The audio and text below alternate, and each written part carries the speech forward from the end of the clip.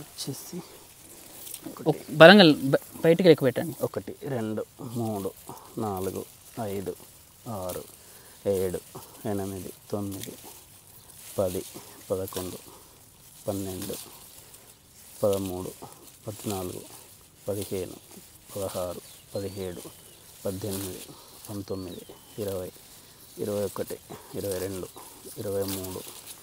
24 25 26 వచ్చినాయి. దీనికి 26 పిలకలు. దీనికి 26 వచ్చేసి. సో ఇవి కూడా చాలా బలంగా ఉన్నాయి చూడండి, గట్టిగా ఉన్నాయి, పడిపోయే ఛాన్స్ లేదు. మళ్ళీ ఇంకోటి అంటే గ్రీనిష్ ఉన్నది. ఏమన్నా దోమంది కొట్టిరా మీరు బీపీహెచ్ WPHకి? అసలు స్ప్రేయింగ్ అనేది చేయలేదు, దీనికి అవసరం రాలే అసలు మీకు రాలేదు. మంచిగా నాటు ఉంది. సో కర్ర కూడా చూడండి, కర్ర లాగా ఎక్కడ కూడా పడిపోలేదు. ఇంత గ్రీనిష్ ఉంది. ఇంకా దాదాపు కోత సమయానికి వచ్చింది, ఇంకొక 10 రోజులలో కోతకు వస్తుంది. సో గ్రీనిష్ ఉంది, చాలా బాగుంది చూడండి. పోటా కూడా ఎంత హెల్దీగా ఉందో. పొట్ట కూడా చూస్తే మీరు చాలా గ్రీనిష్గా హెల్దీగా ఉంది. ఇంకొక విషయం, ఇక్కడ అగ్గి తెగులు కూడా ఆనవాళ్ళు కనబడట్లేదు. అంటే గత రైతుల యొక్క అనుభవాలని బేస్ చేసుకొని రైతు ఈ పెద్ద మొత్తంలో సాగు అనేది చేయడం జరిగింది. ఒకసారి ఒక గొలుసులో మనం గింజల సంఖ్య కూడా లెక్క పెట్టే ప్రయత్నం చేద్దాం. అక్కడ లెక్క పెడదాం పదండి.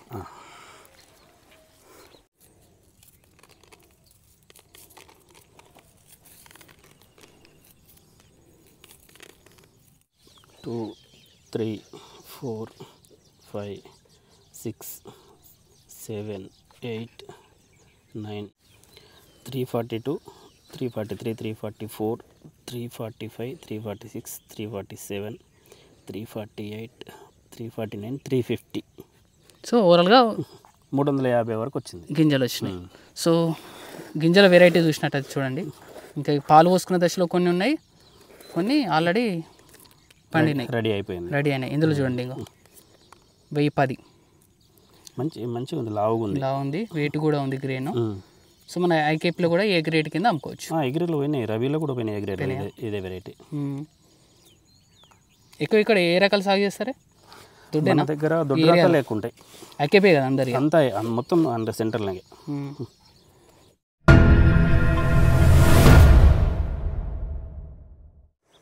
నమస్తే, welcome to Navayuvarai channel. This is Maruthi Nandan. మనం జగిత్యాల జిల్లా కోరుట్ల మండలం జోగన్పల్లి గ్రామానికి చెందినటువంటి రామరెడ్డికి సంబంధించినటువంటి వ్యవసాయ క్షేత్రంలో ఉన్నాం.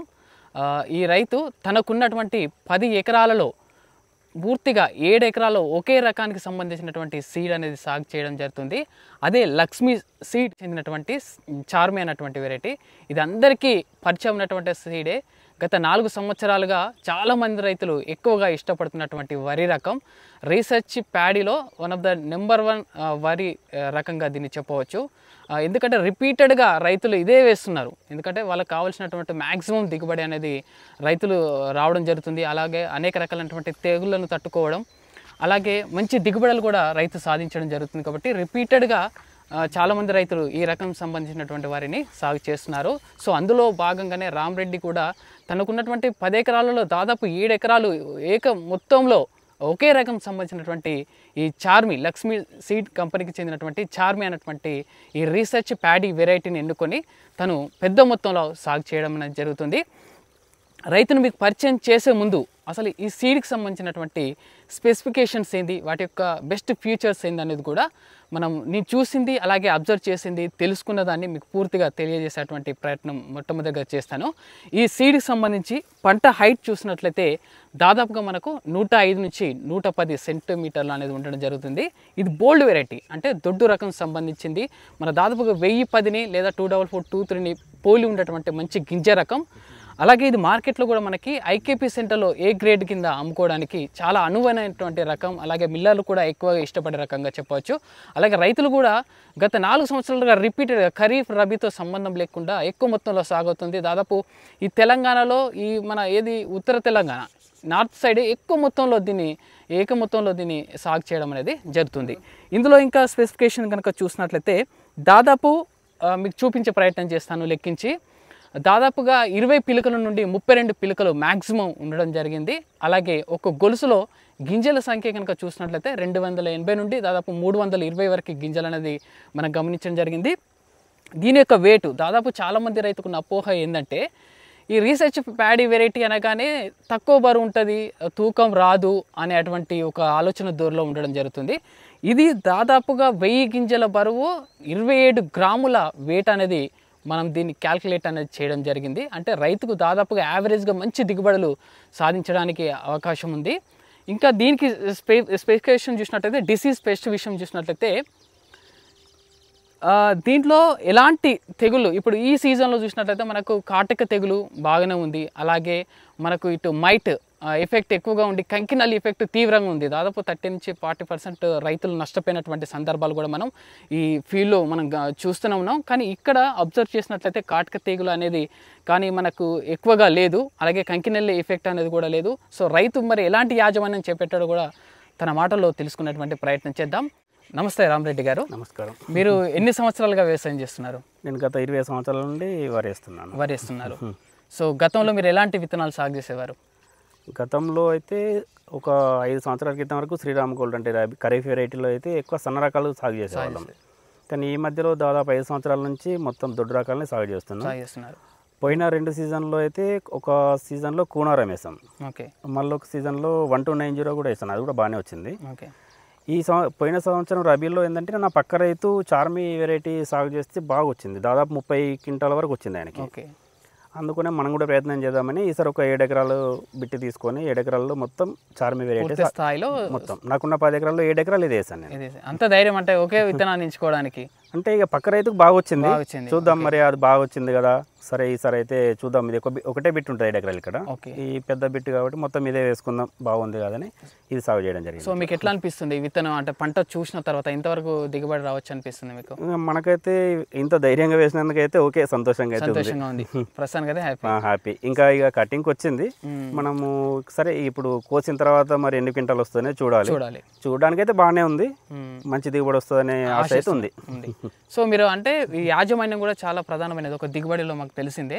దాదాపు ఇప్పుడు ఎరువుల యాజమాన్యం చూసినట్లయితే ఒక ఎకరాకి మీరు వేసినటువంటి ఎరువులు ఎంత మోతాదు వేశారు? మనము ఫస్ట్ నాటుకునే సమయంలో అయితే ఒక డిఏపి బస్తా వేసాం మాకు ఎకరానికి. ఓకే.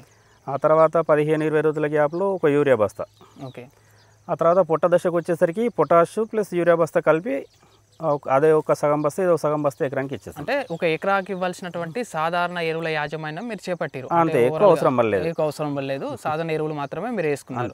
తర్వాత పైపాటుగా అంటే మనకు ఈ పెస్ట్కి సంబంధించి పెస్ట్ మేనేజ్ సంబంధించి మీరు ఎలాంటి యాజమాన్యం తీసుకున్నారు? అంటే మనము వేసిన తర్వాత ఫస్ట్ నాటు వేసిన తర్వాత ఒక 20 రోజుల్లో గుళికలు వేస్తానండి, 4G గుళికలు వేస్తారు. ఓకే. అంతే తప్ప ఇంకా వేరే స్ప్రేలు కానీ ఏం అవసరం పడలేదు. ఇంకా నేను కూడా ఫీల్డ్లో అబ్జర్వ్ చేసింది ఏంటంటే ఇదే మీకు పాయింట్ ప్రత్యేకించి నేను చెప్పదలుచుకుంది. సో రైతు ఎలాంటి చాలా జెన్యున్గా అతను చెప్తున్నాడు, ఎలాంటి పెస్టిసైడ్స్ కానీ అది స్ప్రే చేయాల్సిన అవసరం లేదు. ఈసారి మీకు తెలిసిందే మొగిపురు ఉధృతి అంటూ ఈసారి లేదు, దాని ఆనవాళ్ళు కూడా కనిపించడం లేదు. సో అది ఓకే.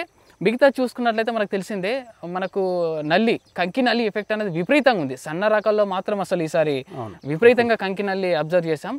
సో ఈ పంటలో చూసినట్లయితే ఎక్కడ కూడా మనకు కంకి నల్లికి సంబంధించినటువంటి ఆనవాళ్ళు కనబడట్లేదు. అలాగే బిఎల్బి కూడా విపరీతంగా ఉంది సన్న రకాల్లో, లైక్ MTU 1224 దాంట్లో అయితే విపరీతంగా ఉంది ఈసారి ఎక్కడ చూసినా.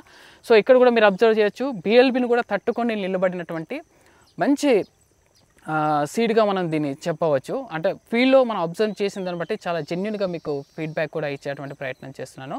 సో రైతు తన మాటల్లో చెప్పేది ఏంటంటే ఇప్పటివరకు పైపాటిగా ఎలాంటి మందులు పిచికారి చేయలేదని రైతు చెప్పడం జరుగుతుంది. సో ఇంకా మీకు ఈ సీడ్లో మీరు ఎలాంటి యాజమాన్య చర్యలు తీసుకున్నారు? ఇంకా మనకు వేరే అవసరాలు అయితే ఏం పర్లేదు కానీ ఇంకా అదైతే ఏం పర్లేదు. ఈ యాజమాన్యంలో మనం ఒడ్ల పైన గడ్డి లేకుండా చూసుకున్నాం ఫస్ట్ ఆఫ్ ఆల్. సో దాంతో మనకి ఎఫెక్ట్ ఏం లేదు. యూరియా పైపాటుగా ఎంత అయితే అవసరం పడుతుందో అంతే చల్లుకున్నారు. ఈసారి దీనికి వాతావరణం కూడా అనుకూలంగా ఉంది మనకు, అది కూడా ఒక అడ్వాంటేజ్. సో పొలం కూడా చూసినట్లయితే ఎక్కడ పడిపోయిన 7 ఎకరాలు ఎక్కడ ఒరిగిన సందర్భం కానీ పడిపోలేదు, నిలువుగా బలంగానే ఉంది, బలంగా ఉంది కర్ర.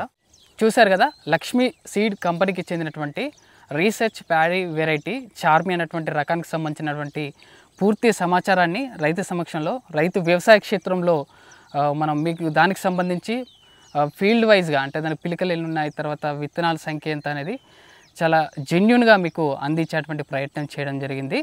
సో దిగుబడి ఎంత వచ్చింది అనేది రైతు ఫీల్డ్ ఒక 10 డేస్లో కట్ చేయడం అనేది జరుగుతుంది. దీనికి సంబంధించిన సమాచారం మీకు ఖచ్చితంగా ఫస్ట్ కామెంట్లోనే పిన్ చేసి తనకు 7 ఎకరాల వ్యవసాయ క్షేత్రంలో ఈ చార్మి వెరైటీ ఎంత దిగుబడి వచ్చిందనేది మీకు క్లియర్గా వివరించేటువంటి ప్రయత్నం చేస్తాను. థ్యాంక్ యూ అండి, థ్యాంక్ యూ ఫర్ వాచింగ్. ఇంకా ఫర్దర్ వీడియోస్ కోసం ఖచ్చితంగా మన ఛానల్ని సబ్స్క్రైబ్ చేసుకున్నటువంటి ప్రయత్నం చేయండి. ఇంత మంచి అవకాశం ఇచ్చినందుకు రామ్ రెడ్డి గారికి ప్రత్యేకంగా లక్ష్మీ సీడ్ కంపెనీ తరపు నుంచి కావచ్చు, యాజ్ ఏ మన నవయువ రైతు తరపున ప్రత్యేక ధన్యవాదాలు తెలియజేస్తున్నాను. Thank you for watching.